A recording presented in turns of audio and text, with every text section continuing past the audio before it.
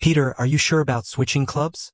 Once you leave the KH club, all your records as a player will be erased.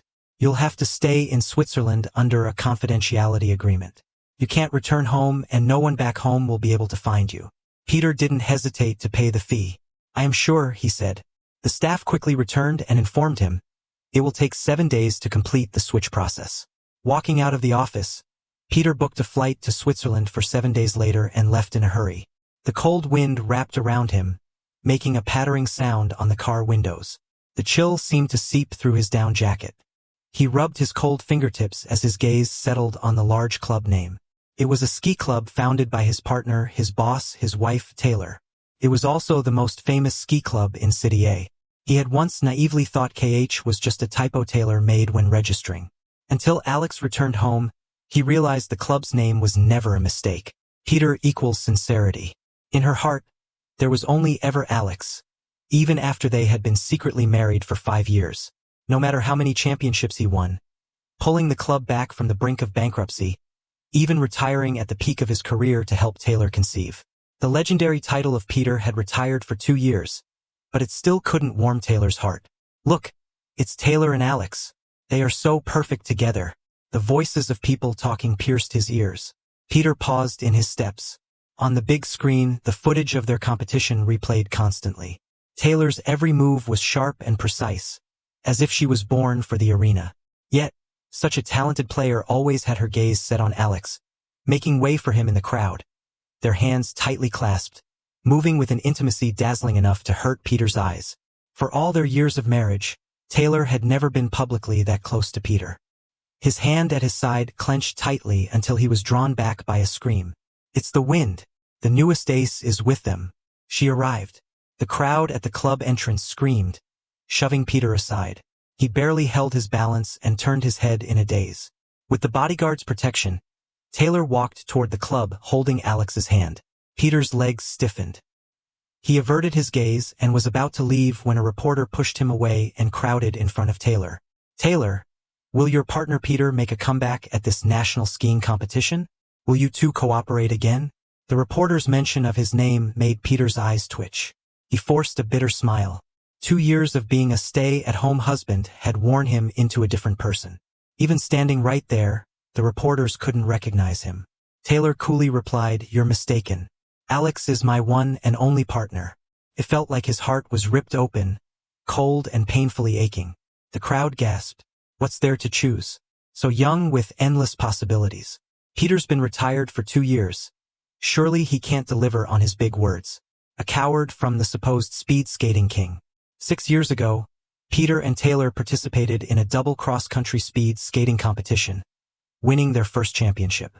Holding the trophy, she was filled with emotion and promised on camera to achieve a triple crown with Peter. But after Alex returned, that dream shattered. Taylor forced Peter to retire, redirecting his resources and coach to Alex. Refocusing, Peter lifted his gaze to the woman surrounded by reporters. Taylor always seemed indifferent, yet when she looked at Alex, a tenderness showed that Peter had never seen before. I'll definitely win this year's championship with my partner, Alex, and achieve the triple crown, she declared. The word partner felt like a heavy stone pressing on Peter's chest, making it hard to breathe. Their shared dream, Taylor had unceremoniously booted him out of it. She never publicly acknowledged him as her partner. He wasn't sure how he made it back to the villa. As soon as he stepped in, he saw the living room in chaos. "Young master, please stop," the nanny said frantically, standing by helplessly against Mike's tantrum. In the past, Peter would have patiently picked him up and asked where he was hurt. But this time, he just sidestepped the toys Mike threw and headed upstairs. The next instant, sharp pain struck. Mike had smashed a toy car against Peter's forehead. His piercing cries stung Peter's ears. "Why are you here? I want Alex." Even though he was prepared, the words from his own son's mouth cut like a knife. And his son didn't care about Peter's wound at all. Looking at the toy car on the floor, he cried out, "You owe me a toy car." Peter held back from the throbbing pain at his temple, instructed the nanny to take Ken away, and went to deal with his injury alone. 2 years ago, when Peter had a severe hemorrhage, he nearly didn't survive. He only caught a glimpse of his child before Taylor took him away, claiming she worried for his health and wanted him to recover first. But after being discharged and seeing Alex teaching his own son to call him dad, he realized that Taylor only wanted to fulfill Alex's wish of having a family. Why should I call you dad? Alex is my dad. These trophies were all your mom's work. For sure, liar. No matter how he explained, his son refused to accept him, never calling him dad. After tending to his wound, it was already 8 p.m. Taylor hadn't returned. Peter didn't call to ask, just quietly changed his phone's wallpaper from a family of three's silhouette to a snowy Swiss ski resort. He then deleted all photos related to them. Just as he was about to turn off his phone, a notification popped up. Alex had tagged him in a tweet. Hey brother, look at this. The trophy you once held is now in my hands. Taylor leaned on Alex's shoulder, taking a selfie with an incredibly gentle profile. Underneath were 9,999 comments. Who's this guy they tagged? Never heard of him. Don't let retired players hitch a ride on our Alex's fame. Congrats to the team for winning the National Skiing Championship. Peter let out a self-deprecating smile as he liked the post on his social media and responded with a simple congrats 99. He lay back on his bed. Suddenly, the sound of the door opening startled him. Taylor walked in quickly, lacking any warmth, only a chill in her demeanor. Alex is coming over tomorrow. You should make yourself scarce, she stated. Peter clenched his fists tighter, letting his lashes hide the emotions in his eyes. Got it, I'll leave first thing in the morning. As her footsteps faded, Peter felt the coldness seeping into his bones. After a while, he murmured, once I leave, I won't come back. A night without sleep. In the morning, Peter carried his luggage to the living room. Taylor glanced at him coldly, full of impatience. Why aren't you gone yet? Her words cut into him like a sharp blade. Suddenly, the doorbell rang. As the door opened, Taylor's demeanor softened immediately. She reached out to brush the snow off Alex. Why are you here so early? It's snowing heavily outside. Mike rushed to embrace Alex, exclaiming, seeing you makes me so happy, Alex. Peter stood frozen as he watched the cheerful scene at the door, feeling like a bucket of icy water was poured over him. Alex spotted Peter and asked curiously, why is he here? Taylor replied indifferently, he's Mike's tutor. The brief words stabbed Peter with sharp pain. Alex eyed Peter with a provocative smile. Oh, really? Peter found his voice. Yes, I'm Mike's tutor. It didn't matter who he was, since he planned to leave soon anyway. Alex covered his mouth in shock. So that's why you haven't been competing, becoming a tutor instead? Taylor's warning glance shackled Peter, and he forced himself to nod. Alex taunted, Mike is so young he can't learn much. Maybe you should stay as a nanny. With your retirement, you've probably lost your touch on the slopes and can only serve others. Before Peter could respond, Taylor had already agreed. You heard him. Peter went rigid, involuntarily looking at Taylor. It didn't matter if others misunderstood him, but she knew. She knew he'd never given up training, despite his forced retirement. More than anything, he longed to return to the competition and achieve that third championship in a row himself. Mike tugged Alex's arm. Alex, are you going skiing? I want to play in the snow too. At their conversation, Peter couldn't help but warn. Mike isn't well. Don't stay outside too long. I'm just a nanny. What right do I have? Mike rolled his eyes and dragged Alex outside. The living room was left with only Taylor and Peter. Do well by Alex, and your place as my husband remains yours. But if you say something you shouldn't in front of Alex, I won't hesitate to find a new husband. Peter gazed into Taylor's cold eyes, feeling a sudden wave of exhaustion wash over him. Since Alex returned, Taylor grew ever more distant, despite their vows 5 years ago when they married. She was supposed to have only one husband. Momentarily absent, Alex approached Taylor playfully. Taylor, check if there's snow on my neck. It's so cold. Taylor looked down, not expecting the sudden kiss. She paused, yet did not pull away. The cold wind made it hard for Peter to breathe. His eyes heated, but he couldn't tear them away, watching in self-torture. He pulled a bitter smile. Taylor and Alex are really in love. Taylor paused, frowning as she turned to look at Peter. In the desolate living room, all that remained was Peter's retreating figure, leaving quickly. The guest bedroom was filled with dust-clad memories. A photo of him and Taylor after winning his first national skiing championship caught his eye. In it, Peter held the trophy, tears covering his face, while Taylor wiped them away. That day not only marked a victory but also the breaking away from his family for Taylor. believing she was his key to happiness. Yet with one wrong step came many. As memories crashed over him, tears finally fell. He closed his eyes, took the picture down, tore it, and threw it away, as if discarding his past with Taylor. With dusk settling in, Peter left the shower and heard a heavy thud from the adjoining room. Pushing open the door, he found his son flushed red, fainted on the floor. He burned with fever, unresponsive. Peter's eyes widened as he felt the boy's forehead, swiftly picking him up. They spent the night at the hospital. Only by morning did Mike's fever break. The doctor scribbled on a prescription pad, scolding, "A child this weak can't get cold. Didn't you know? Any later and he wouldn't have made it." Peter's heart skipped a beat. He distinctly remembered telling Taylor Mike couldn't be out too long. The sound of hurried steps echoed in the corridor as Taylor entered, her gaze icy on Peter. Alex accused Peter, "You're so cruel, putting a young child in danger just because he said a few harsh words to you. Did you lock him outside in this cold?" Taylor's eyes turned even colder, her stare like a chilling blade. Unresolved emotions burned within Peter, boiling his blood. "I would never harm him. You took him outside." Taylor cut him off as Mike stirred awake. "Thirsty, Dad." Alex had an unnatural look, intending to speak, but Taylor beat him to it. "Mike, tell Mommy who took you outside." Mike began to cry. It was Peter. "I hate him." Like a thunderclap, Peter stiffened, his face drained of color, almost couldn't stand. He was trying so hard to steady his voice. "Mike, say that again. Who was it?" Mike wasn't listening at all. Before Peter could finish speaking, Mike yelled, "It was you. It's you." Peter had stayed with his son all night, only to be accused by him. This was the child he risked everything for. A nurse came in and pushed them out. "Why are you shouting? The child just woke up. He needs rest. Only one of you can stay."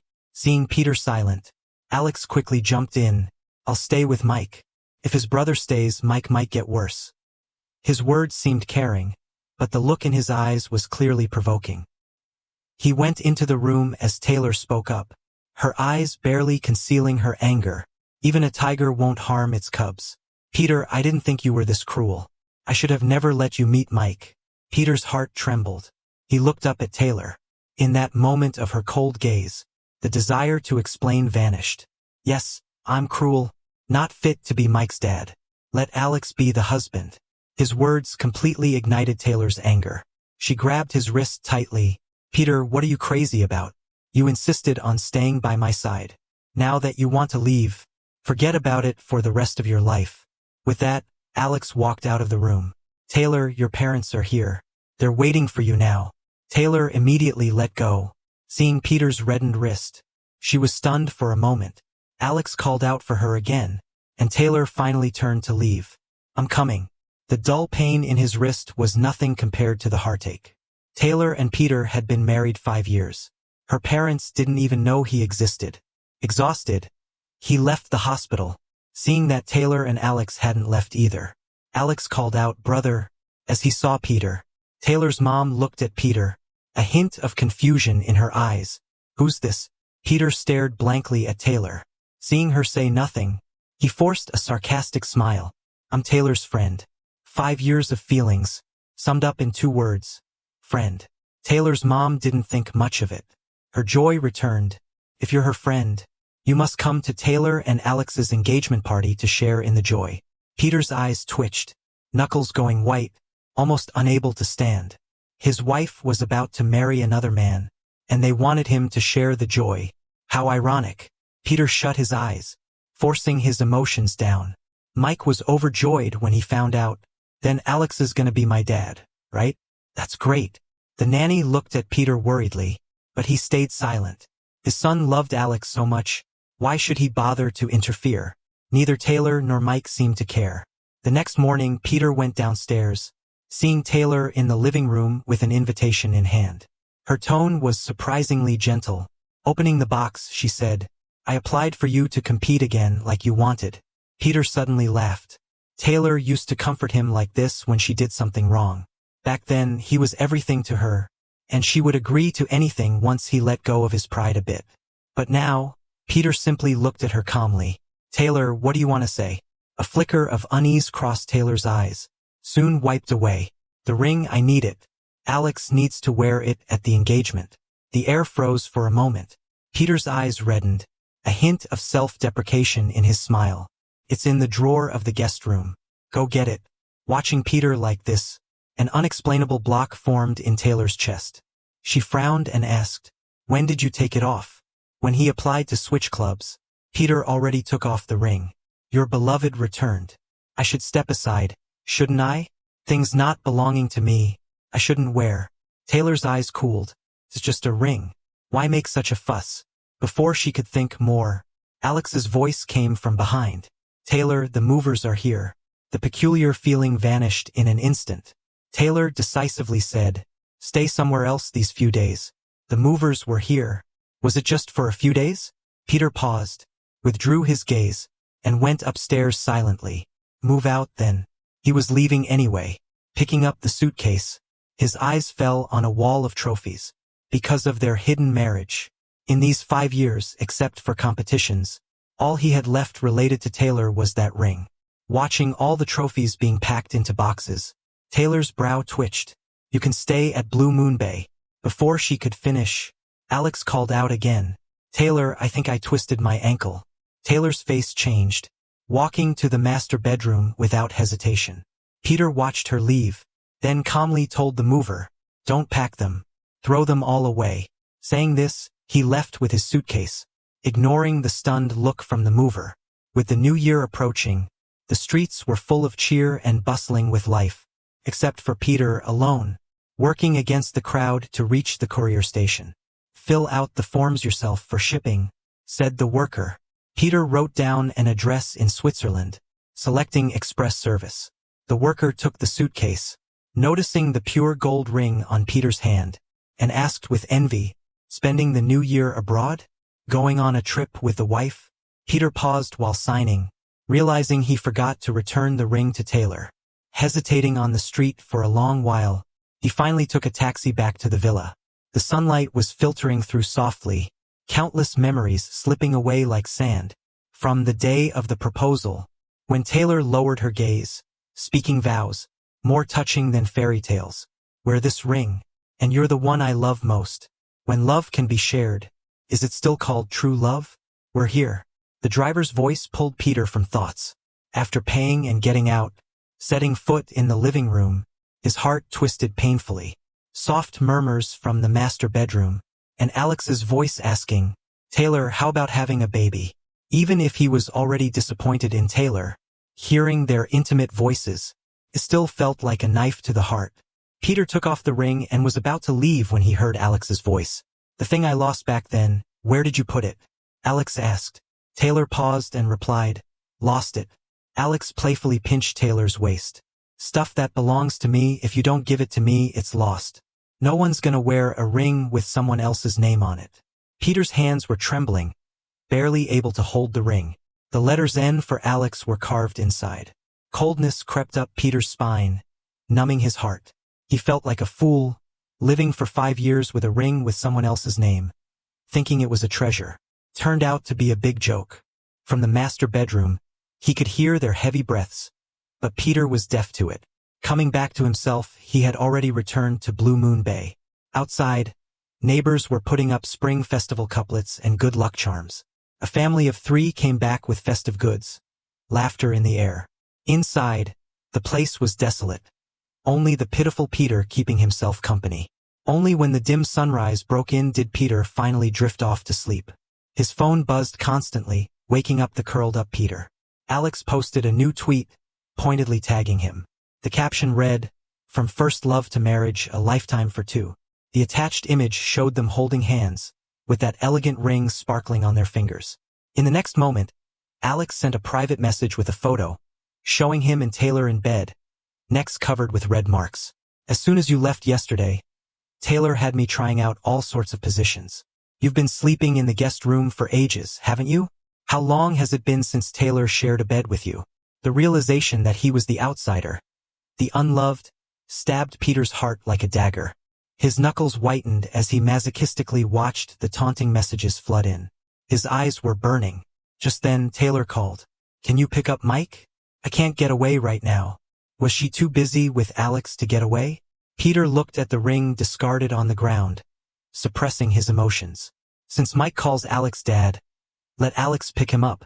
Taylor sounded icier. Peter, do you have to be so difficult?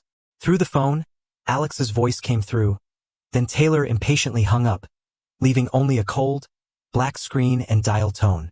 Suddenly, a notification popped up. A ski news broadcast he followed was live. He clicked on it and familiar names came through. I heard you two are officially engaged. MS. Taylor, would you like to say something to Mr. Alex? Taylor paused and took Alex's hand. Speaking slowly, she said, meeting him, I finally understood what an eternal love is. Peter swayed as memories surged. All those times in New Zealand, when Taylor had held him, kissed his face, and pronounced her love. Once, she professed in 52 different languages that he was her eternal love, come what may. But now Peter understood that love was never meant for him. An hour later, at the tattoo parlor, Peter took off his coat, pointing to the tattoo over his heart. Remove it. The tattoo artist paused. This phrase must mean something special to you. Are you sure you want it removed? Peter lowered his eyes, staring at the words eternal love in French. His tone was flat, lifeless. Not anymore. To avoid nerve damage and keep his body in the best shape, Peter opted out of anesthesia. The tattoo artist looked surprised. Hang in there. If it gets too much, just tell me. Bit by bit, the pain seemed to scrape from his skin to his heart. But Peter only reddened his eyes, shedding no tears. The pain marked the fading imprint, giving Peter a strange sense of relief. Stripping her from his life wasn't that hard. Was it? For hours later, sweat-drenched Peter left the tattoo parlor. A crowd of reporters swept in, shoving mics in his face. Peter, boxer, finally we found you. There are rumors you retired to marry into money, being kept by a sugar mama at 50. Is that true? As the words hit, onlookers cast mocking eyes at him. Stunned, Peter took a step back to leave. I don't know what you're talking about. The reporter pressed on, waving a photo of him cradling a child at the villa. There's word you already have a kid with someone, playing around behind the scenes trying to marry into wealth. Is that true? Your awards, were they bought by your sponsors? Is Taylor one of them? Couldn't hook up with Taylor so you switched targets? Peter, is your sportsmanship on the slopes true? Or is it just bedroom talk for your sponsors? The barrage of accusations stung deep, making his heart tighten painfully. He unclenched and clenched his fists, his response a single sentence. The child's Taylor's. The air thickened with silence. Then the reporters burst out laughing. No way. If the child was really Taylor's, why would she never mention it to us? Someone shouted, Look, there's Taylor. A tumult ensued as reporters rushed to connect with her. Taylor, Peter says the child's yours. Is that true? Stretching through the crowd, Peter's eyes met Taylor's, even if momentarily. She looked away, her words dismissive and cold. It's not mine. The cold wind stole the last ounce of warmth from Peter. Their child. Their 5 years dismissed with her single breath. Peter felt frigid. A gaping mouth with no words to say. Only a pair of lifeless eyes mirrored his pale face. Seeing Peter so defeated, Taylor's heart skipped wildly, as if something utterly essential was lost at once. She tried to escape but got jostled harshly by the reporters. Peter barely picked himself up, ending the reporters' advance. With a peculiar look, they watched as Peter, barely 2 steps away, collapsed into darkness, faintly hearing Taylor's frightened call amid his fall. Awakening in a car, propped against Taylor's shoulder, her hold lingered. Seeing her concerned eyes, Peter felt sick. He pulled his hand away from her grasp. Stop the car, let me out. Taylor acted like she hadn't heard, her grip tightening. Don't let him back out. I'll take you to the hospital for a checkup. Peter suddenly got mad. Taylor's fake concern is amusing, isn't it? I don't want to keep pretending with you. I want to get off. Taylor's face went cold. Stop messing around. I'm doing this for your own good. For whose good? The club name, the transferred competition spot, the engraving under the ring, Mike's indifference so vivid in my mind. And now she says it's all for his good? Emotions welled up, overwhelming my mind. Taylor's heart twinged, letting go, her voice softening. Let's get checked out first. We'll talk about the rest later. Peter closed his eyes, his voice hoarse and indifferent. Taylor, let's get divorced. Taylor's expression changed sharply. You're just in a bad mood. I'm gonna pretend I didn't hear that. Don't let me hear it again. Peter stayed silent. He wouldn't bring it up again. Soon he'd be off to Switzerland. When they left the hospital, it was finally raining after a long dry spell. Peter stood at the entrance, his pale face almost blending in with the rain. Seeing Peter, Taylor's heart skipped a beat. Her phone rang. Alex was calling. Taylor glanced at her phone but answered. Hearing Alex's cries, Taylor's face went pale. Don't cry, I'll be right there. She left without looking back, leaving Peter with her resolute figure. Watching her leave, Peter lost all hope. If she had paused for a second, split her attention just a little bit, she would have noticed 2 notifications on his phone. Peter, congratulations on passing the Swiss Talent Immigration Program. You've been granted permanent residency. Please report to the Swiss consulate within 2 days to submit your documents. With the new year approaching, taxis were scarce. By the time Peter got back to Blue Moon Bay, it was late at night. The familiar car was parked at the entrance. The window rolled down and Taylor spoke first. Those things are in the past, no longer matter. Alex is on the rise, and the club can't have any issues. It was rare for her to take the initiative to explain, but it was for Alex. Peter's knuckles turned white, but his face showed no emotion. Snow covered him, cold and biting. Peter's phone rang, shattering the silence. These 5 years with Taylor had severed his ties with his family. Only his grandma cared about his well-being, only she would call him. He answered immediately, Sweet grandkid, the news is crazy. Is Taylor being mean to you? Peter's nose tingled. With fists clenched, he tried to suppress his emotions. No, Grandma, Taylor's good to me. Don't worry about us. Taylor was about to drive off. Peter quickly called her back. Taylor, could you say something to my grandma? Just as he was about to hand it over, Taylor's phone rang again. Taylor pulled her hand back. The club needs me. But he clearly saw it was Alex calling. Usually, Peter wouldn't insist, but this time he didn't want his grandma worried.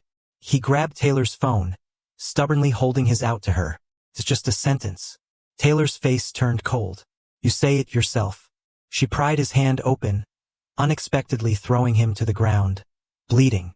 Panic washed over Taylor as she stared bewildered at her hand, not realizing her own strength. She hurried to help him up, but Alex's message caught her attention instead. Taylor, I think I'm sick. Distracted, she grabbed her phone and drove off. Grandma's worried voice echoed. Peter. Peter fought back his sadness. Don't worry, Grandma. I'm good. Taylor's just busy. Don't worry. Just a short sentence taking all his strength. The next morning, Peter got a call from Mike's art teacher. Mike's dad, his drawing's here. Can you pick it up? Before refusing, the teacher had hung up. After picking up the drawing, he heard Mike clinging to Alex. Dad, can you make him leave? I don't want to see him. Taylor warned. Mike. Alex comforted the child, he just doesn't know better. Big brother wouldn't mind, right? Taylor's expression softened. I'm relieved leaving the child with you. Trust an outsider more than his own father? I just don't like him. I like Alex best. A cold wind blew, making him cough twice. Taylor hesitated, but seeing Alex and his parents, withdrew her reach. If you're unwell, just go to the hospital. All entered the house lively. No one noticed Peter. He walked out alone, standing in the snow for 2 hours to catch a cab. The driver looked at his feverish face, puzzled. Almost the new year. Why are you out here sick alone? Your wife doesn't care about you? Peter's heart ached. He rubbed his temples. A ring fell from his pocket. The driver widened his eyes. Don't fight over such things. You must love each other. Peter's eyes stung, watching the ring dubbed Galaxy shining. He placed it in the front seat. It's not what I want. Keep it if you need it. The driver was stunned, speechless for a while. Back at the hotel, Peter stumbled and fell. Dizzy and weak, he took great effort to get meds and lie down. His phone glowed in the dark. Peter, your flight is leaving soon. Please check in. Weakly, he selected a seat, reading his notifications with tears in his eyes. Someone you care about just posted something new. Taylor pinned a post. It's a wedding photo with Alex. I can't miss you this time. You're my love of this life. In an instant, it felt like Peter's throat was filled with countless needles, stabbing and bleeding. Alex is her love of this life. What about him these past 5 years? A marriage certificate nailed everything down. Peter feels like a joke. Beep beep. Alex sent Peter a private message, a trail of chat logs, going back as far as 5 years. Countless memories came rushing back like a tidal wave. The first time Peter won a solo championship. Standing on the podium, she smiled at her phone. She explained later she was replying to family. He thought nothing of it. But she was flirting with Alex. Peter went abroad for training. Taylor caught a plane to follow, saying she was worried about him. But she went on vacation with Alex, and came to see him by the way. The pent-up emotions rushed in fast. The fevered pain mingled with heartbreak, burning up all remaining warmth for Taylor.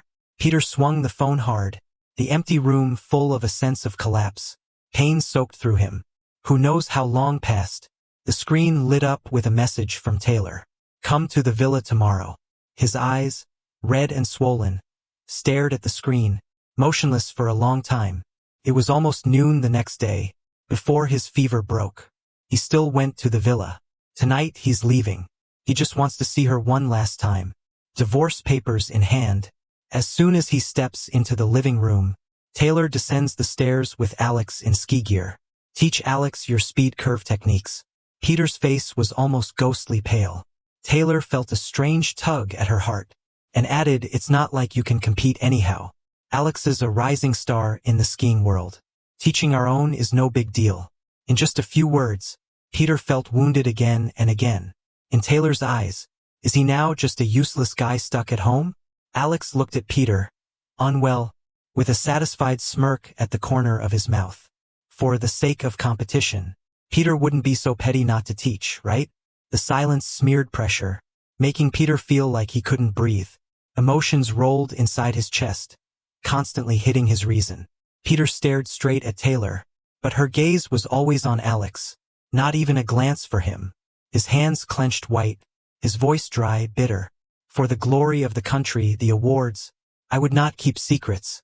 To perfect this technique, Peter fell countless times, broke his bones 9 times. Talent or not, it's hard to learn quickly, especially when Alex has no talent. The rising star title, Taylor forced it up for him. You can't learn it. No sooner than words fell, Taylor frowned, interrupting him. How can you be so selfish? Peter shuddered all over, heart aching sharply. 5 years as partners, Taylor knows him best. Yet, for Alex, she calls him selfish. Even after changing into gear, heading up the back mountain, Peter still gripped the ski poles, lost in thought. This mountain and villa, both gifts from Taylor. Peter, this is our exclusive ski field, never to be disturbed by others. The promises she made, she herself shattered. Peter hid the darkness in his eyes, squatted to tighten the straps, touching the ill-fitting ski equipment. The bitterness in his heart grew heavier. His exclusive gear, worn now by Alex, the ski suit bearing Peter's mark, torn off by Taylor, replaced with Alex's competition name. A bodyguard forced him up the mountain. Just demonstrating the moves took 3 hours. Alex merely watched from the side, repeatedly asked Peter to show the demo, showed no intent to learn. In sub-zero weather, Peter's skin was painful from the cold. Only then did Alex walk away from Taylor, pulling Peter down the slope. All right, let's give it a try. Sliding a few meters, Alex grabbed Peter's arm, eyes full of malice beneath the goggles. Do you know, these few hours, you look just like a clown. No matter how well you ski, what's it for? The trophy's mine. Taylor is mine. Everything of yours is mine. You'll always be under my feet. Peter's pupils shrunk, watching as Alex stomped on his ankle. Agonizing bone fracture pain made Peter shove Alex hard. Alex fell to the ground. He stared at the twisted semblance of his foot, head empty, whole body shivering, begging for Taylor's help. Taylor, my foot. A flash of urgency flickered in Taylor's eyes, quickly taken by Alex's cries from nearby. She heartlessly stepped over him. Don't block the way. Alex is a genius. Can't let anything go wrong. Saying this, Taylor helped Alex up, disappearing from Peter's sight. All Peter's words were jammed in his throat. His eyes held only burnt-out ashes. His whole body frozen stiff from the cold. It took him a long time to recover on the mountain, until New Year's fireworks boomed. It was only past 11 p.m. Then, Clutching pain, he limped away. Meanwhile, in the villa, parents hurried back to the old house after New Year's Eve dinner. Alex specifically asked the nanny to take Mike away. Nuzzling close to Taylor, acting sweet. "Taylor, I'm chilly all over. Help me with a hot bath, will you?" A shadow passed in Taylor's eyes. "Your wound can't get wet. Then hold my foot, so it won't touch the water." Taylor's gaze darkened entirely. Inside the house was a blaze of heat. Outside, icy and desolate, snowflakes fell endlessly. Peter bit back pain to hit the hospital. After emergency treatment, Peter insisted on leaving. The doctor frowned a little. "What on earth is more important than your health? Doesn't your family, your wife worry?" Peter's fingers quivered slightly, signing his name on the discharge paper, letter by letter. "I don't have a wife." Snow covered Peter's head. Streets were empty, buzzing with everyone welcoming the new year. But there was only Peter, hobbling with crutches to the airport. Fireworks lit up the sky, illuminating Peter's empty eyes. He took out his phone, sent a scheduled message, pulled out the SIM card, thrown in the trash, boarded a flight to Switzerland. That night, Taylor's phone lit up on the bedside table, and quietly dimmed again. The dim bedroom was full of strawberry ultra-thin condoms. In the morning, the sunlight slipped through the cracks, lighting up a corner of the room. Snow on the streets slowly melted, like it never fell yesterday. The phone by the bed rang and rang. Taylor frowned, and turned it off directly. Alex and Taylor were cuddled up together, a blush still on Taylor's cheeks. "Taylor isn't Peter." Before finishing, Taylor kissed him. "Don't worry about him." They stayed wrapped up till afternoon. Taylor finally returned to Blue Moon Bay. "Was so busy yesterday. How's your foot?" No response. Taylor frowned, searched upstairs. The room was neat, no sign of Peter at all. A strange unease grew in Taylor's heart. Called the butler. "Where's Peter?" The butler blankly replied, "He went out yesterday and hasn't been back to the villa." The unease grew, like an invisible hand squeezing Taylor's heart. "What do you mean he hasn't been back?" In this city, Peter only relied on Taylor. Practically no friends. Where could he go? Taylor grabbed the phone, saw 9 missed calls from Ken, ignored that and rang Peter. "The number you dialed is temporarily unavailable. Please try again later." Taylor called twice, still no answer. A flicker of determination crossed her eyes. She dialed another number. "Find out where Peter went. Turn the whole city upside down if you have to, but find him." Peter's disappearance unsettled Taylor deeply. She clutched her phone tight. Despite their fights, Peter was still her husband. Couldn't imagine him leaving her. Just then, a notification came. Peter's icon blinking. Taylor let out a breath. The gloom in her eyes dissipated. As long as Peter was still a skier in the country, he couldn't leave her. At that moment, she was frozen in place. A divorce agreement, then a termination contract with a cold line. "Taylor, never see you again." On the first day of Chinese New Year, Taylor got her first message from Peter. Not Happy New Year, but goodbye. "Taylor, never see you again." What do you mean by never again? Even if he was mad, Peter wouldn't just leave Mike. An anxious feeling stirred from her heart, like something precious slipping away, out of control. All kinds of terrifying doubts surfaced in her mind.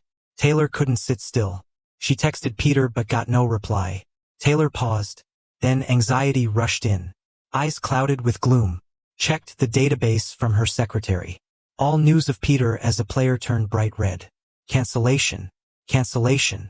The document bore Peter's unmistakable signature. Taylor's brows furrowed. Mind tangled. Peter always valued cross-country skiing the most. How could he suddenly cancel his career and leave? She didn't buy it. Hit the gas. Sped to the KH club. Seeing Taylor, some murmured, "What's she doing? Calling for investigation into Peter? Weren't they not on good terms?" An older worker rolled their eyes. "You must be new. Taylor's only partner used to be Peter. Just changed in recent years." Someone sneered. "Rich folks' games. No matter how skilled, get replaced eventually." Took the elevator, right up to the surveillance floor. She coldly asked security to pull the footage. Thursday, August 23rd. It was really him. Peter was calm, signed everything, seemingly indifferent, only paused to respond to the media. Alex is my only partner. Taylor rubbed her temples, felt a strange unease. It was all work-related. Peter would understand her words. Same way it's been for 5 years. Taylor grabbed her phone. Still no return call from Peter. He's never ignored her calls, never blocked her. Brows tightly knit, nails dug into her palm, lost in a complex, confusing mix of feelings. Taylor, fans and reporters are gathering outside. What do we do? Secretary hung up a call with security, looked panicked. Taylor stepped to the window, opened it a crack, heard shouts from below. Why did Peter disappear for 2 years, then suddenly cancel? Cage Club, no responsibility? We demand an explanation. So much dirt on Peter online. Club does nothing? Bring back our speed skating king. Tell the fans the truth. Fans were agitated, even throwing Peter's balls at the windows. Taylor pressed her lips, regained composure, slammed the window shut, marched upstairs, called a PR meeting. Get police to remove those causing trouble. But Taylor, this might blow up. Is it not big enough already? Secretary paused, quickly phoned the police. Half an hour later, the scene outside was controlled by law enforcement. But the online storm grew wilder. KH originally rose thanks to Peter. What's this now? Abandonment? Not enough skill? Look at our new skating star and it's clear. Some fans can only shout just like their idol. Laughed at it. At least have concrete proof. No star status without merit. See? PR head pushed glasses up, face tight. Taylor's previous control of the narrative completely backfired. Only by directing it all to Peter could the club be saved. Taylor's expression unchanged. No hint of warmth. A nearby secretary, adjusting glasses, felt uneasy. After 5 years, knew better than anyone how much profit meant to Taylor. Whether Peter or Alex, made no difference. Plane touched down. Peter drew back the curtain, stared blankly out. Blue sky and clouds. Lost in thought. Sir, I'll take you to the airport exit. Peter's an introduced talent. There's someone specifically to greet him. A flight attendant helps him into a wheelchair, enthusiastically showing him the sights of Switzerland. You'll fall in love with this land once you're back on your feet. Thanks. Peter, who's been traveling for training and competitions for years, feels surprisingly less out of place here despite being away from home. His urge to ski is burning strong. The city has fantastic accessibility for people with disabilities. It's easy for him to catch a cab and head to the hospital. Maybe because it's a weekday, Peter doesn't wait long in line. The doctor shines a light on his swollen ankle. The frown quickly fades. Just a minor corrective surgery, you're good to go. Peter's heart skips. Anxious, he asks if the surgery might damage any nerves. He's planning to continue competing. His heart is racing as he asks, "Don't worry, it's just a minor surgery. Your emergency treatment was in time. It's just a dislocated bone, nothing serious." The doctor glances at the X-ray. "I can tell you're an athlete. Still got those telltale training signs on you. Then you really don't need to worry. We've got the experience. Your career's safe." She winks her honey-colored eyes. "Thanks." Peter lets out a sigh of relief, feeling much more at ease. He takes the medical records and preps for surgery. Even though he's alone, the hospital's process is quick. Sitting by himself in the corridor, Peter can't help but reminisce. Determined not to dwell on the past, he pulls out a notebook and immerses himself in the Swiss cross-country skiing rules. 2 weeks fly by. Peter's ankle heals. He's ready to leave the hospital. The S Club gets the news and reaches out right away. "Dear Peter, we can't wait for your arrival. Ken's on his way to get you." Peter feels touched. Bidding farewell to the nurses, he steps out of the hospital. He's been confined to his bed for so long, studying foreign competition rules and events. This is his first real step into a new life. Even the clouds in the sky look extra beautiful. A blonde guy in a suit approaches Peter, wearing a golden badge with the S Club logo and his name, Ken. Ken's personality is warm. He immediately goes in for a hug with Peter. "Wow, you're even more handsome than on video." Peter smiles. "Thank you, you're too kind. Just stating facts." Ken opens the car door with a gentlemanly gesture. "Let's go. I'll show you our perfect skiing family." The S Club is quite famous in Switzerland, having produced many outstanding athletes, with significant investment in its training programs. Many aspire to join but fail due to lack of talent. As the S-marked building comes into view, Peter can't help but feel nervous. At this moment, any lingering attachment to the past is washed away. This is his new starting point and the beginning of future adventures. The S Club boasts natural ski fields. Cross-country skiing is a dance with nature. Athletes should embrace nature, feeling the wind and snow. This philosophy of the club also serves as Peter's inspiration. Alright, see you at the finish line. Ken hands Peter a skiing outfit with a smile. Looking forward to working with you, genius Peter. Hearing that name again, Peter pauses. Memories flash by. The camera zooms in, leading Peter to the finish line. The wind of Peter creates miracles for us. Let's cheer for Peter. Taylor reaches out to him. Peter will stand on the podium together. Amidst a crowd's gaze, Peter wipes away memories of people and events. He raises his eyes, filled with starlight. As Alex sees Taylor returning to the villa, he quickly approaches. People keep sending angry messages lately. Can you have the club spend some money to influence public opinion? Taylor wraps an arm around Alex's waist, unfazed. Got it. Hang in there a bit longer. Alex is ecstatic but hears, go change. We have a press conference soon. A press conference? Are they kicking Peter out of the club? Just thinking about Peter fading away thrills Alex. He's the real winner. Understood. Alex changes and heads out, only to have his knee hugged by Mike. Looking at the child who resembles Peter, Alex feels a nagging aversion but never shows it. After all, this is not his blood. Let's play, Daddy. Daddy's got to go. Be good, stay home. Alex gently pries the child off, leaving with Taylor. Mommy, Mike calls, as Taylor pauses, shutting the door. Silence fills the room. Confusion envelopes the child. Peter used to be around. Why is he nowhere to be seen now? In the car, here's what you need to say. Alex disinterestedly glances at the script, sipping water only to choke. Athlete retires, Alex takes over. Each harsh word shatters Alex's daydreams. Panic-stricken, he asks Taylor, what's this about? Unwavering, Taylor replies, for the club's future. A chill creeps up Alex's spine. He always knew Taylor was cold, but he thought he was the only one she doted on. Now, he sees she doesn't play favorites. I'm scared. Can't someone else do it? Alex pleads, leaning on her. Sighing, Taylor massages her temple. Her eyes, chilly and merciless, are frightening. The club's come this far through hard work. Now's your time to contribute. Post-conference, we're going to the hospital. Alex quakes with fear, stumbling back into the seat. She's changed. She's terrifying. Taylor remains unfazed. The phone kept buzzing. She picked it up, saying, don't call me unless you have news about Peter. Her eyes showed a flicker of ruthlessness. Alex's hand was nearly crushed, blood oozing from the edge. Peter again. He is now the one staying beside Taylor. Alex paused, leaning against Taylor's leg, suppressing the anger in his heart, his face betraying nothing. Taylor, I get it. I'll do anything. Taylor's expression softened, pulling him into a hug. Don't sit on the cold floor. Alex felt a chill inside but had no choice. His eyes flashed with determination. Winning was his only option. Losing was not. In the control room of the S Club, the leaders were waiting for Peter's debut. Has he really grown up? One said. It's been 2 years since his last competition. Can Peter still have the same talent? The person sitting in the middle spoke, and the room fell silent.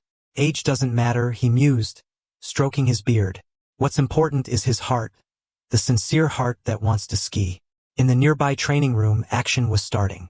The athletes eagerly talked about Peter, eyes gleaming. Can't wait, they said. He's handsome and a national champion. What a feat. In a corner, a blonde girl scoffed.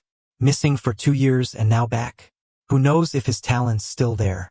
Others exchanged glances, whispering, Molly always has harsh words. Who can tame her? Just then, the live stream camera focused on Peter, set in his starting stance. The massive ski field showed only his figure. It's starting. The athletes leaned forward, watching the screen, both nervous and excited. Up on the hill, Peter looked calm, waiting for the referee's signal. Simple, the ref said. You'll do a 10-kilometer tech and speed test. Perform as you wish, and we'll tell you the results. As he warmed up, Peter's mind ran through all the techniques. He knew what to do, yet there was a hint of nervousness. Ready in 15 seconds, 10 seconds, 5, 4, 3, 2, go. The wind swept past Peter's face, the sound of his breathing and the sharp wind his only companions. His movements were light and smooth, seemed less like skiing and more like dancing on clouds. Every move was perfect, every turn quick and agile. Outside the screen, the athletes fell silent, all eyes on his maneuvers. So, this is how you can adjust your posture, someone whispered in awe. Beautiful. Shush.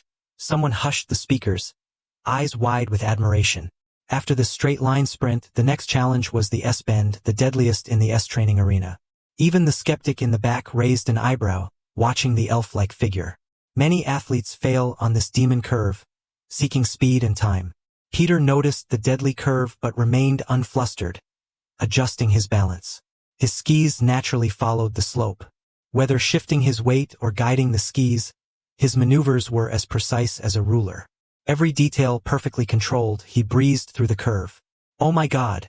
A muffled cheer erupted, then quickly silenced with a palm over the mouth. Even the club's head in the control room praised, so precise and calm. Had I not known this was his first time here, I'd have thought he had trained here. The exclusive training field's access is not shared, especially with Peter not competing in 2 years. He skied even more smoothly, releasing 2 years of pent-up pain, pouring his soul into nature, becoming one with it. A single tear of joy disappeared at the corner of his eye. This was the joy of rebirth. At the press conference, many reporters gathered, not wanting to miss this big story. After 2 years, the mystery of why Peter disappeared, canceling everything, was about to be revealed. There. The shaky live camera was directed toward the right staircase. Taylor appeared, calm, ascending slowly, with Alex behind her. Once seated, their lawyer joined them. Taylor addressed recent rumors and club rules briefly, transitioning to the main topic in just 6 minutes. In simple words, she explained why Peter canceled.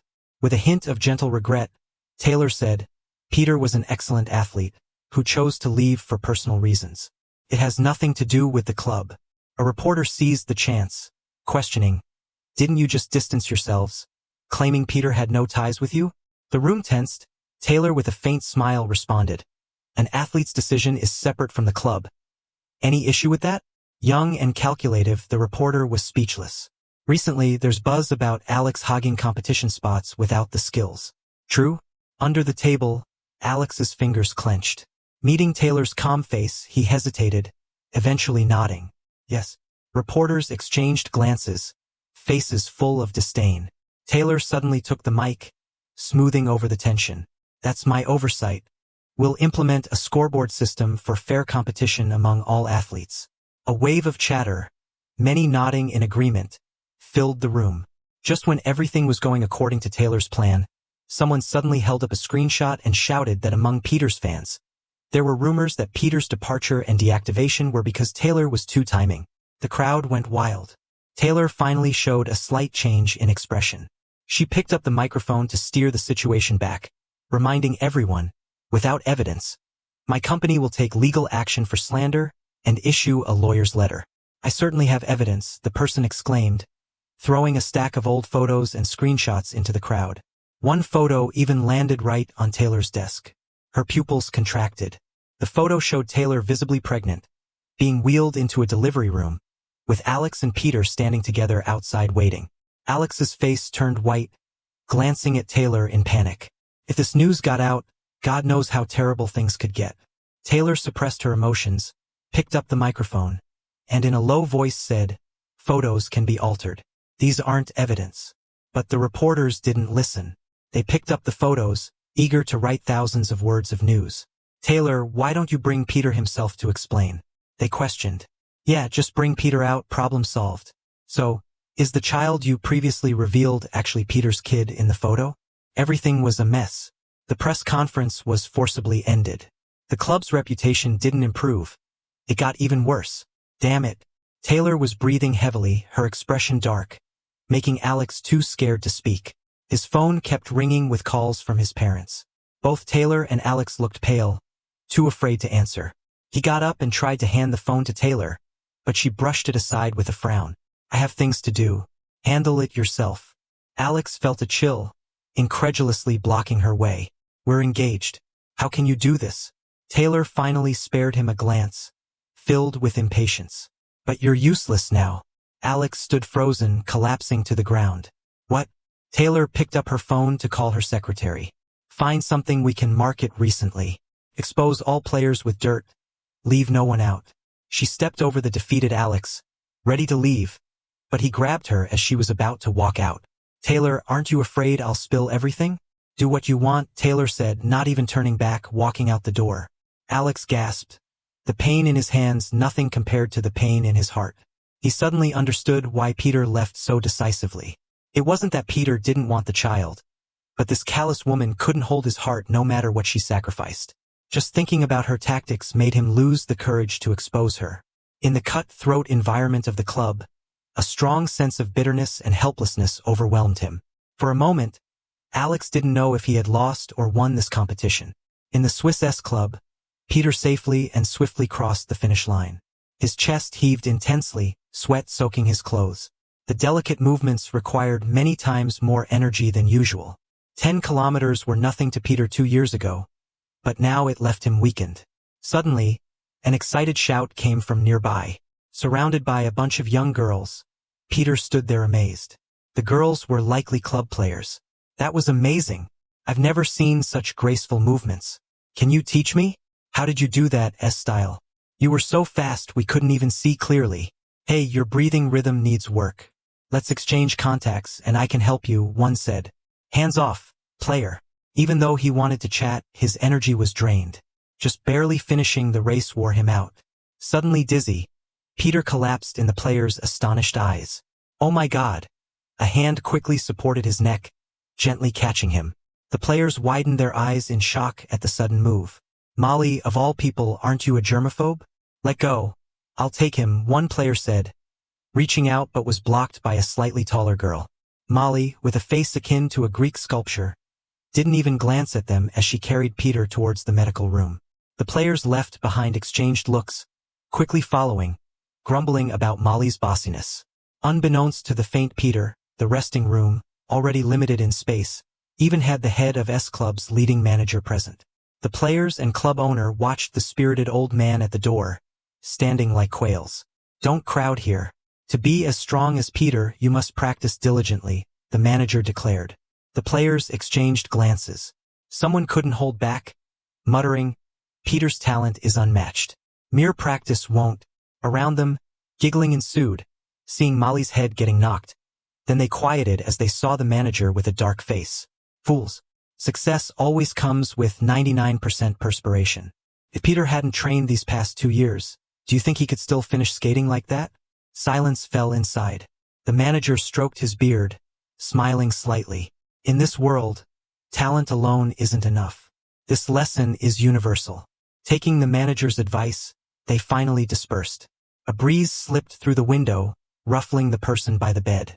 Molly stood by, surprising the manager. Just as he was about to ask her to leave, she spoke up. Grandpa, I want to team up with him.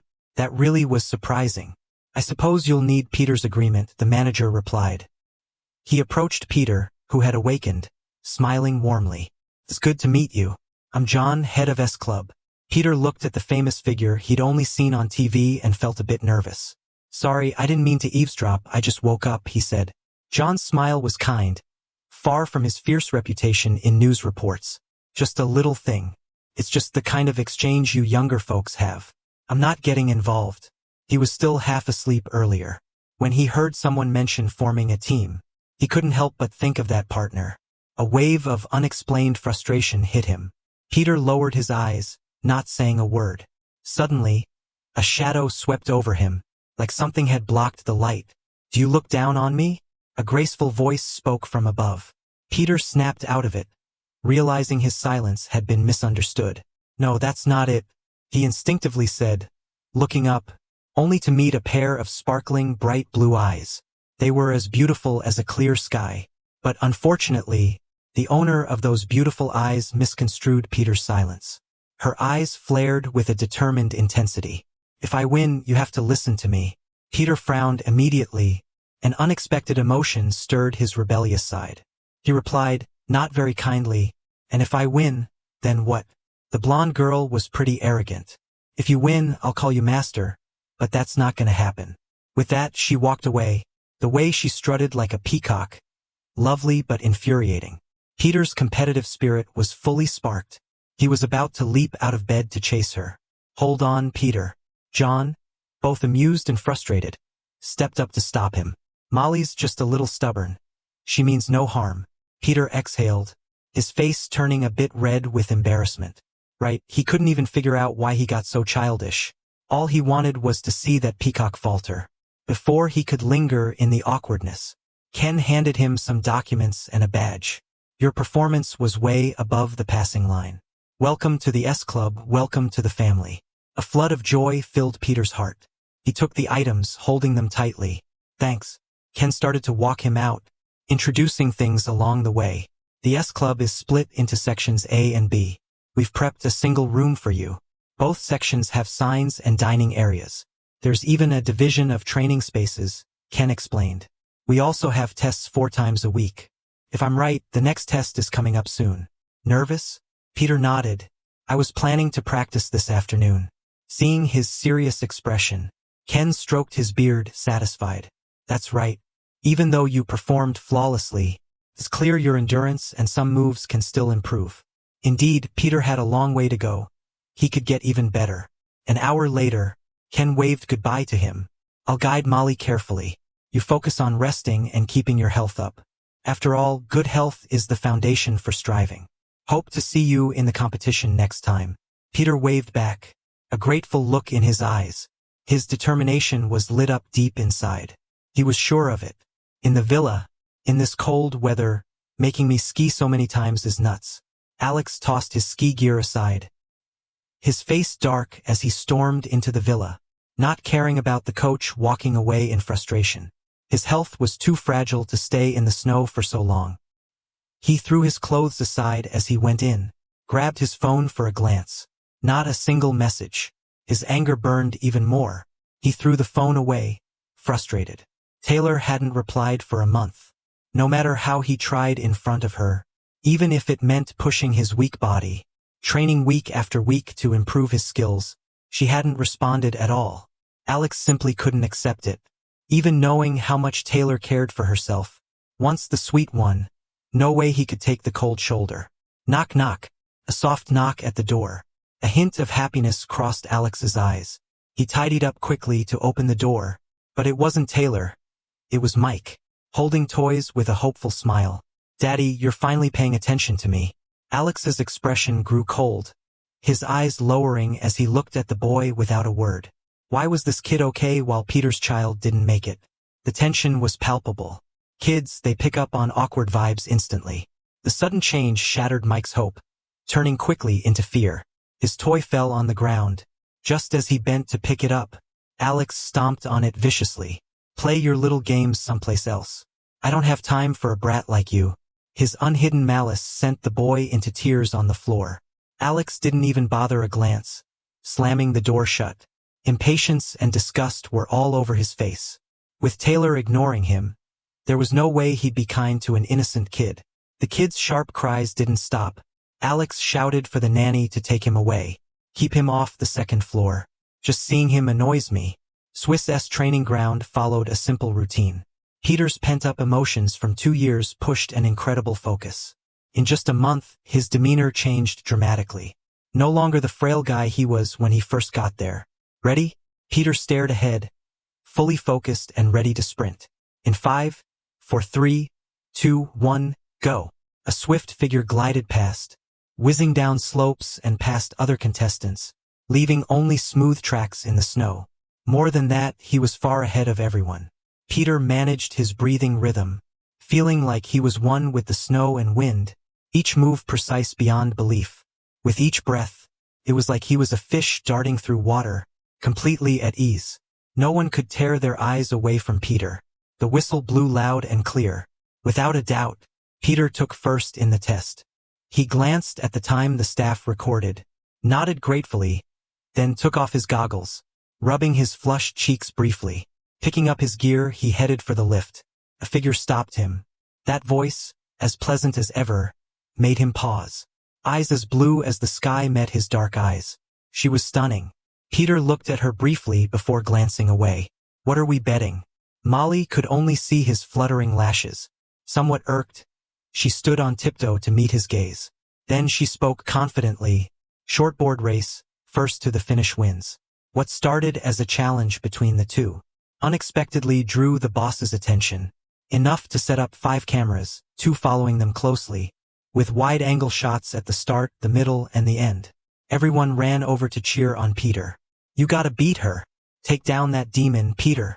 The competitors were frustrated beyond words, but nobody dared to yell too loudly.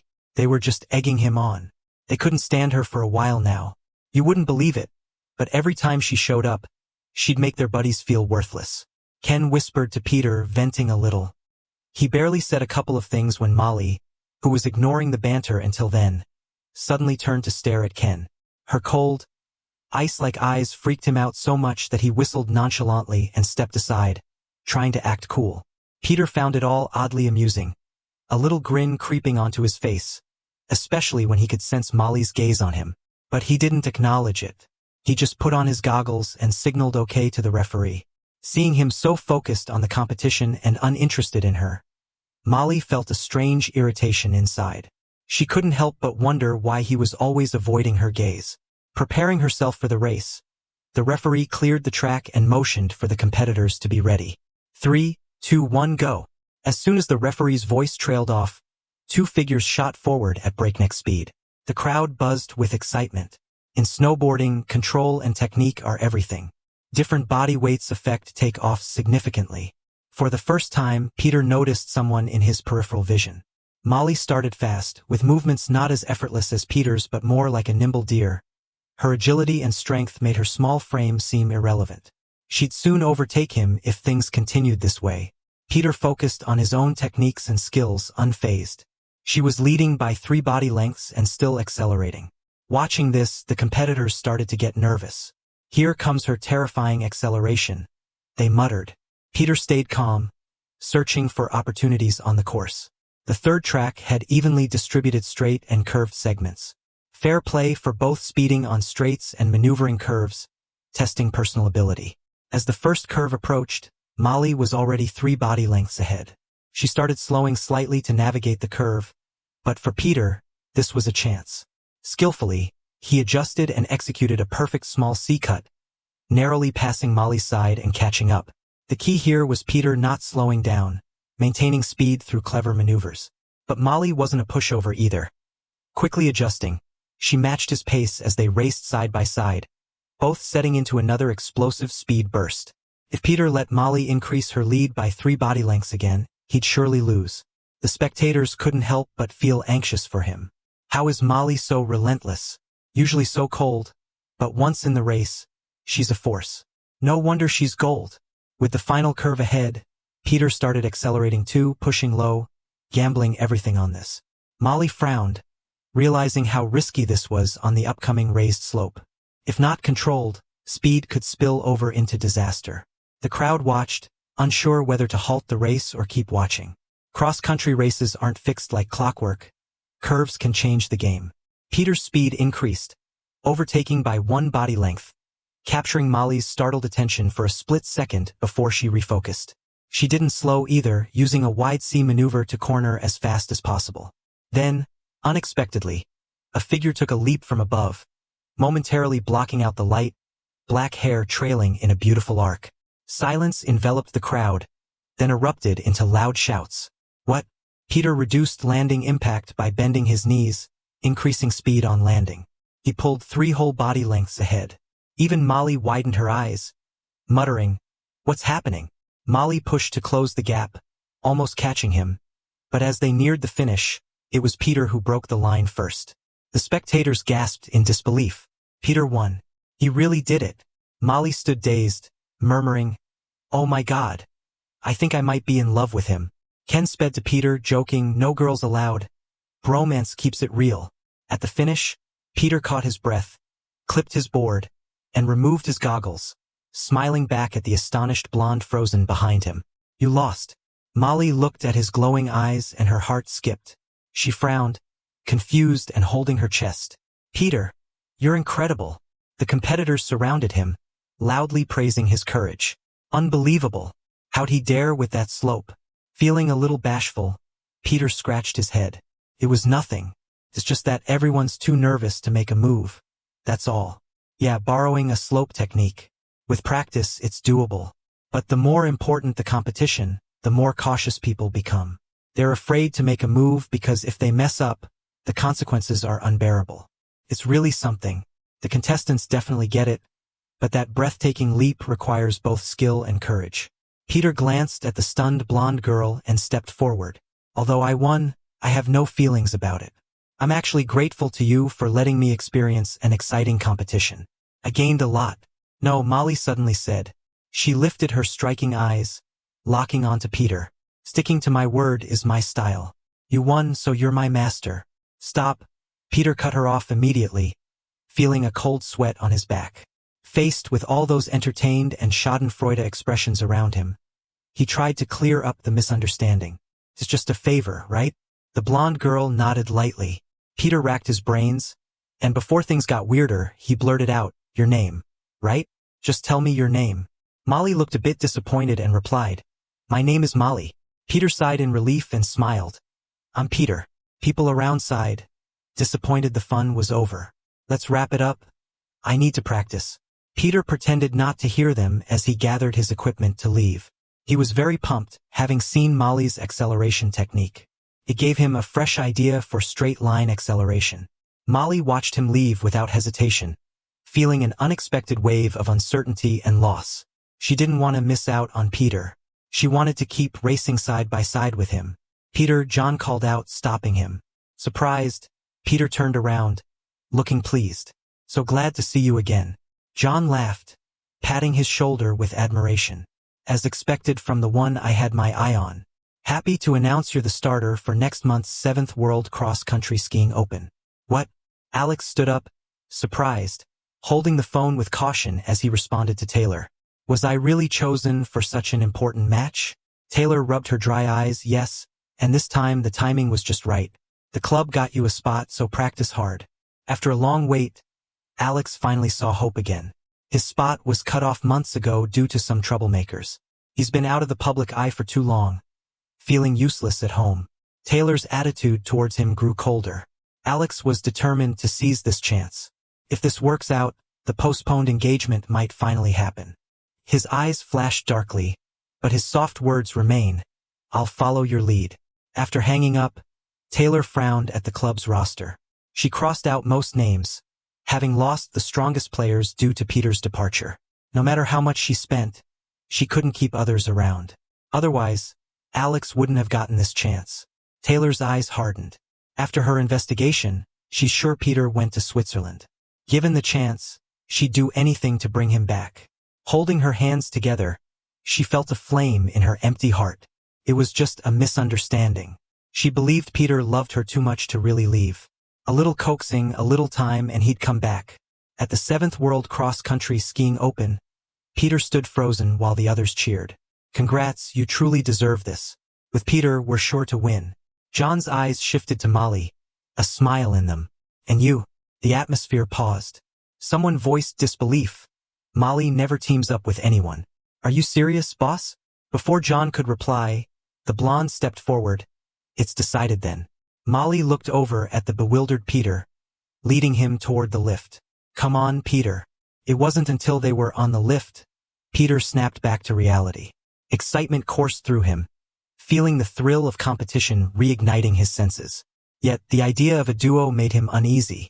Someone from his past, buried deep, was pulled up, causing a pang in his chest. What's wrong? Scared? Her seemingly gentle voice easily got on his nerves. Paused, Peter got distracted by Molly, grabbing his gear from the girl's arms. Just don't hold me back, he said sharply, catching himself as he glanced at the blonde. To his surprise, Molly's face showed no change, agreeably saying, got it. Peter hesitated, taken aback. Molly, usually so proud, could sometimes be so unexpectedly compliant. Don't misunderstand. Her beautiful blue eyes were set on Peter. Her words still sharp, you're good, so I listen. Once I catch up, you'll listen to me. Stunned, Peter watched her get off the lift, taking her gear. Taking from her out of goodwill, Peter only felt underestimated, sparking his competitive spirit. He jumped off, snatched the gear, and dashed forward. Molly effortlessly kept up, breathing steady. "Damn it," Peter muttered, recklessly charging forward, feeling childlike. Molly followed, her eyes unconsciously drawn to him, unknowingly smiling. As for the memory's shadow that resurfaced, Peter shelved it, forgetting it for now. In the chalet's ski area, Taylor frowned as she watched Alex return. Not interested in coaching, she focused on Peter's practice and competition videos. "I'll fire the coach and get a new one." Alex felt a stab of pain, yet he suppressed his negative emotions. "I know, I'll follow your lead," he replied. The coach stood on the side, looking furious. Before Taylor could even turn to look at him, he ripped off his coaching badge and threw it on the ground, storming away. "What an idiot, wasting my time." Taylor frowned. Before she could say anything, she heard Alex's voice. "Sorry, Taylor. Enough." The woman didn't back down, turned coldly and left. "That's it for today. Next time, if it doesn't work, I'll replace you." A hint of ruthlessness flashed in Taylor's eyes. She picked up her phone and messaged her assistant. "No matter what, find a strong substitute." Alex, left behind, looked miserable, like he was trapped in an ice house. Taylor's attitude felt like a death sentence to him. Alex got completely mad, shouting, "I'll work harder." A month flew by. Alex finally got recognized and boarded the plane to Switzerland with Taylor. The competition roster got posted online. A familiar name quietly stirred up excitement. One of the competitors representing S. Club Peter. In the sports world, Peter's comeback got everyone buzzing. We'll see him at the 7th World Cross Country Skiing Open. After disappearing half a year ago, he's coming back into the spotlight. Who is this sports world sensation? Peter's back for revenge. Can he beat his former partner? The internet exploded. Some said Peter returned to Switzerland for revenge, specifically targeting Windstorm duo. Others thought it was just a coincidence, just someone with the same name, but that seemed too good to be true. When Taylor heard the news, she immediately asked someone to investigate, not even realizing her own persistence. Nobody knew how thrilled Taylor was inside. Everything is destiny. Peter will definitely come back. Taylor opened a photo, her thumb brushing over Peter's cheek. Next to her, Alex watched jealously. Deep down, he was filled with resentment and fear towards Peter. Alex hated that the man had returned, and feared him reclaiming everyone's attention. Nobody understood better than Alex how terrifying Peter's talent was. He spent countless nights blaming himself for not breaking Peter's legs back then, regretting it. Alex knew all too well. His talent didn't measure up to Peter's, which made him wish more than anyone for Peter's demise. The 7th World Cross Country Skiing Open had more media and journalists than usual, leaving local reporters a bit confused. When Taylor showed up with Alex, flashes went off furiously. Alex couldn't control his nerves, especially seeing ski giants he only saw on TV, which made him realize how prestigious this event was.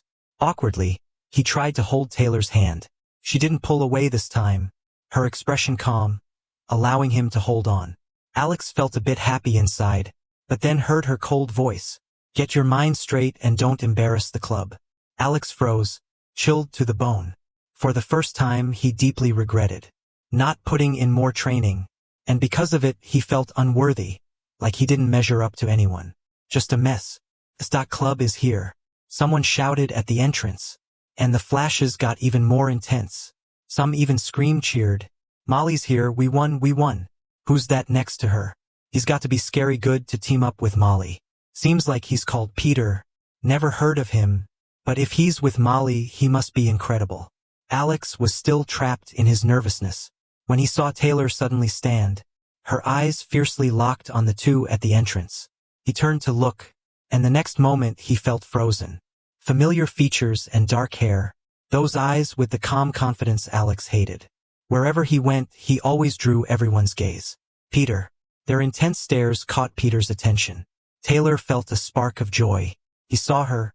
He'd surely come over to her. Taylor's thoughts barely lingered, but Peter just calmly turned away, like he didn't see them at all. In an instant, it felt like something was slipping out of her grasp, her mind tangled in chaos. She was tense, her breath heavy with unease, like an invisible chain bound her. Peter didn't recognize her. Inside, Peter felt nothing. He did see Taylor and Alex, but so what?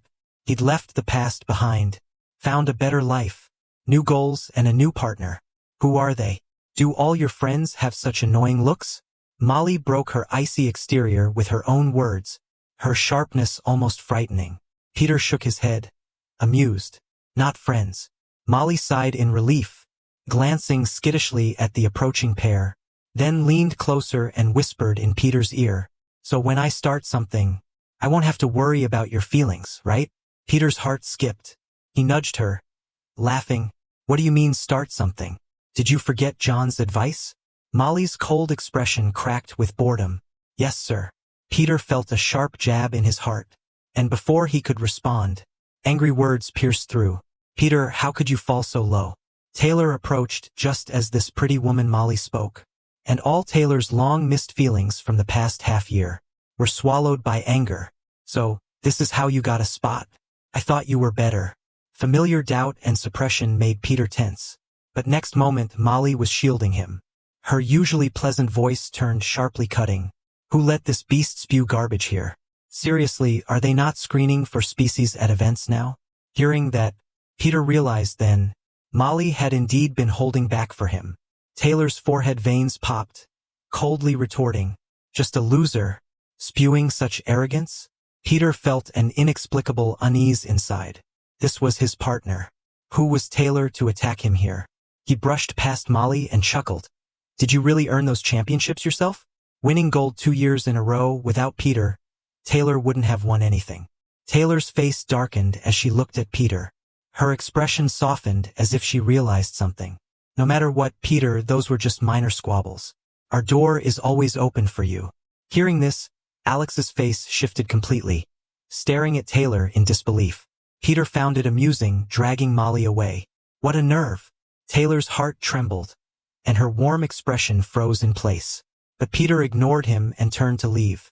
Taylor's face turned completely cold. He stepped forward to grab Peter, but Molly blocked him. "Looking to get scolded? Are you a masochist or something?" Taylor had never been humiliated like this before. She suppressed her anger, ignoring the blonde girl, eyes fixed on Peter. "Don't forget you're my husband, and Mike is your own flesh and blood. Are you just going to abandon him?" Molly's pupils shrank, a foreign emotion igniting in her previously indifferent chest, making her gaze sharp. To Peter, it was laughable. He turned his head, eyes reflecting utter unfamiliarity towards Taylor. "Wasn't he given to Alex, your lover who's passionate about kids? What does that have to do with me?" Alex immediately spoke up. "Peter, I know you're resentful, but the child is innocent." Peter cut him off, showing no pain or discomfort, just surprise and confusion. "This is your family matter, isn't it? Besides, there's no longer any connection between us." He held Molly's arm and said calmly, "Let's go. If this goes on, I might gag up my breakfast." Seeing Peter, Taylor couldn't control herself and almost reached out to grab him. The next second, a slap aimed for her face. Alex instinctively tried to intercept but saw Molly miss Taylor entirely. Taylor couldn't even open her eyes as Molly breathed a sigh of relief, retracting her hand with a look of relief. Almost couldn't resist swatting a cockroach. Such disgusting creatures.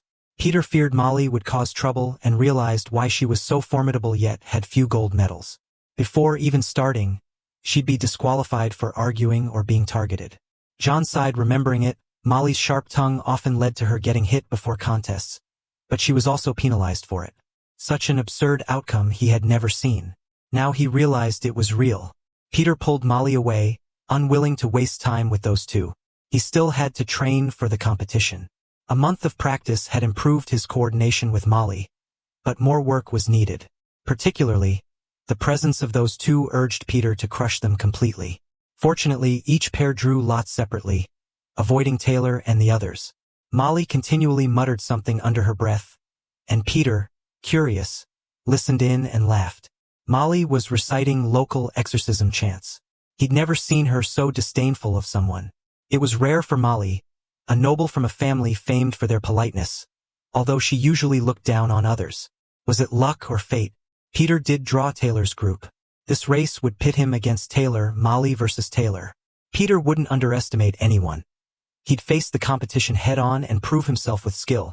Standing at the starting line, with familiar lights and judges, and the roaring crowd, Peter's passion for skiing burned brighter. Every day and every training session was for this moment on stage. But Alex was sweating bullets, trembling so much he could barely put on his goggles, let alone stand near that woman. The prodigious Peter was lined up, and when the referee started counting down, Alex just focused on the snowy path, instinctively eyeing Peter. Peter's preparation was so precise, it was unnerving. Memories of deep-rooted fears and inadequacies screamed silently. How could he compare with Peter? What strategy could he use to surpass Peter? Alex's hand couldn't stop shaking, his whole body trembling in fear. Buzzing whispers erupted from the crowd, all seemingly mocking Alex's visible tension. 3, 2, 1, go. Alex instinctively burst forward but caught a glimpse of a sharp figure passing him in seconds. In a flash, Alex's mind went blank, assaulted by unprecedented shame and collapse.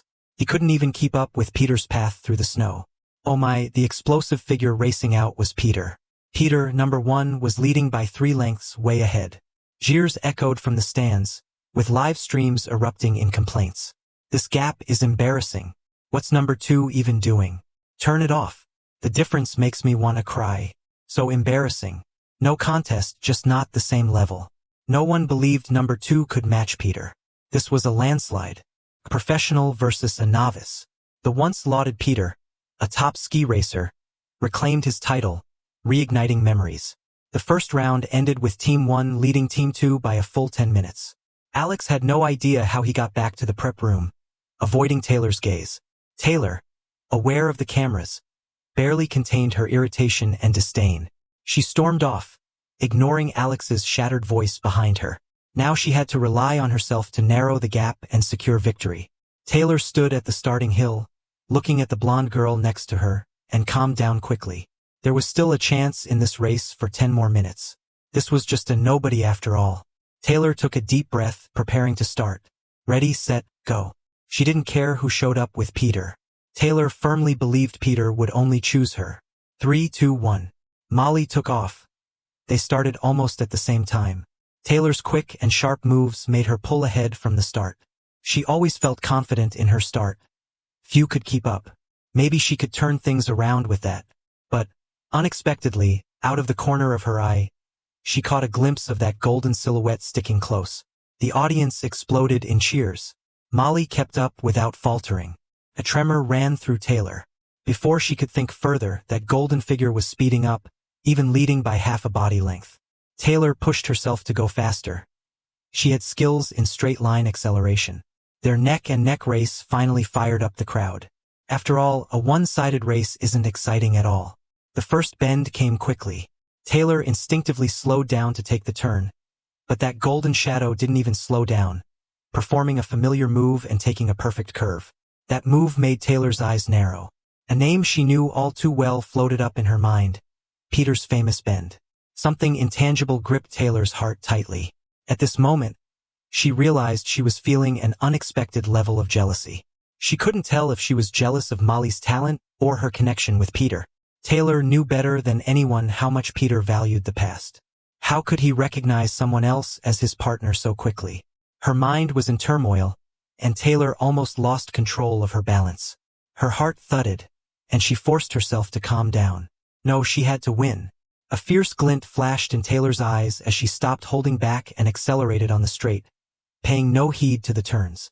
Dangerously, she closed the gap on Molly. They were only half a body length apart now. Joy rose in Taylor's eyes, as she still had a chance to overtake her. But Molly glanced back at Taylor, eyes full of regret. Is this your best? Taylor's mind blanked, and then Molly accelerated, widening the gap by 3 whole lengths. Suddenly, Taylor felt cold all over. Was she doing this on purpose to give her false hope? Yet, no matter how desperate it seemed, Molly was like a beast unleashed, flawless in acceleration and cornering, leaving her opponents in the dust. Molly dashed forward and crossed the finish line. Let's congratulate Molly and Peter on their victory. Let's look forward to the next event. Defeated, and utterly defeated at that, Taylor looked at Alex's pale face, her own expression blank, ears ringing, as if nothing remained. Her phone buzzed with messages, the club receiving withdrawal notices from competitors. With skills like these, why even have a club? So embarrassing. Please approve the withdrawals quickly. Nobody wanted to stay. Previous partners also sent contract termination messages. Everything was over. Taylor's eyes were blazing with anger. She smashed her phone and walked away. Taylor, Alex called, trying to catch up, but she swatted him away, disgusted by everything.